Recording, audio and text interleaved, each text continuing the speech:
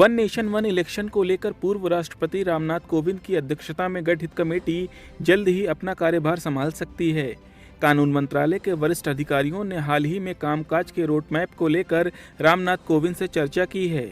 वहीं one nation one election को लेकर देश में लगातार सियासी संग्राम जारी है।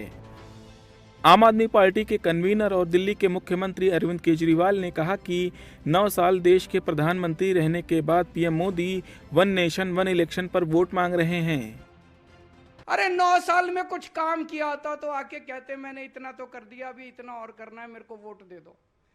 9 साल प्रधानमंत्री रहने के बाद अगर कोई आदमी आके कहे वन नेशन वन इलेक्शन, इसका मतलब उसने कोई काम नहीं किया।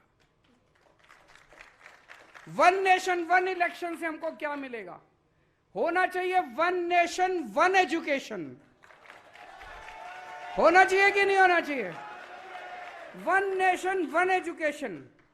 करोड़पति का बेटा, किसान का बेटा, दोनों को एक जैसी शिक्षा मिलनी चाहिए इस देश के अंदर। एक देश एक चुनाव को लेकर कांग्रेस के वरिष्ठ नेता और राज्यसभा सांसद जयराम रमेश ने कहा कि संविधान में संशोधन किए बिना यह असंभव है। हमारा विचार बिल्कुल साफ है। कांग्रेस अध्यक्ष और पूर्व कांग्रेस अध्यक्ष ने साफ कहा है कि यह संघीय ढांचा पर एक भयंकर आक्रमण है और संविधान के संशोधन के बिना हम आगे नहीं बढ़ सकते। 2017 में मोदी सरकार ने एक डिस्कशन पेपर नीति आयोग के द्वारा तैयार किया गया था, उसकी कॉपी में आप नहीं देखे हैं, मैं आपको भेज सकता हूं। उसमें विस्तार से चर्चा हुआ है किन किन तरीके से संशोधन लाने हैं हमारे संविधान में। तो अभी तो ये समिति का गठन हुआ है और समिति का टर्म्स ऑफ रेफरेंस अगर आप देखें तो इन्होंने पहले ही तय कर लिया है कि वन नेशन वन इलेक्शन होना है। उधर चुनावी रणनीतिकार प्रशांत किशोर ने भी इस मुद्दे पर प्रतिक्रिया दी है। उन्होंने कहा कि अगर एक देश एक चुनाव को सही नियत से लागू किया जाए तो ये देश के हित में है।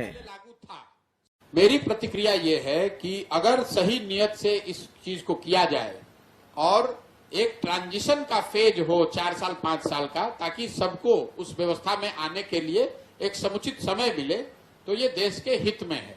ऐसा इसलिए कि सबसे पहले तो ये देश में पहले लागू था 17-18 साल तक। दूसरा, भारत जैसे बड़े देश में मैं खुद इलेक्शन से जुड़ा रहा हूं, हर साल 25% भारत का हिस्सा करीब करीब वोट करता है। तो पूरे टाइम सरकार चलाने वाले लोग जो हैं वो इसी चक्र में फंसे रहते हैं, आज यहाँ इलेक्शन आज वहां इलेक्शन। अगर इसको एक बार या 2 बार में किया जाए तो ज्यादा बेहतर होगा। वहीं वन नेशन वन इलेक्शन के मुद्दे पर बीजेपी के सांसद ब्रजभूषण शरण सिंह ने सवालिया अंदाज में कहा कि क्या इस पर चर्चा भी नहीं होनी चाहिए? वन नेशन वन इलेक्शन के लिए 15 राज्यों की सहमति चाहिए। 15 राज्यों की 2/3 का बहुमत चाहिए। तो क्या चर्चा भी ना किया जाए? क्या चर्चा नहीं होनी चाहिए? क्या अभी तो बात चर्चा की है, अभी तो कमेटी बनी है, बात चर्चा की है, फिर 15 राज्यों की सहमति लेनी पड़ेगी, 2/3 का बहुमत लाना पड़ेगा। तो इसके लिए तो एक वातावरण बनाना पड़ेगा। बता दें कि एक देश एक चुनाव बीजेपी खासकर प्रधानमंत्री नरेंद्र मोदी के खास एजेंडे में रहा है। साल 2020 में पीएम मोदी इसे देश हित में बता चुके हैं। सियासी गलियारों में इस बात की चर्चा है कि वन नेशन वन इलेक्शन के जरिए बीजेपी चुनाव को सेंट्रलाइज करना चाहती है, जिससे लोकसभा के साथ साथ विधानसभा के चुनाव में भी फायदा हो।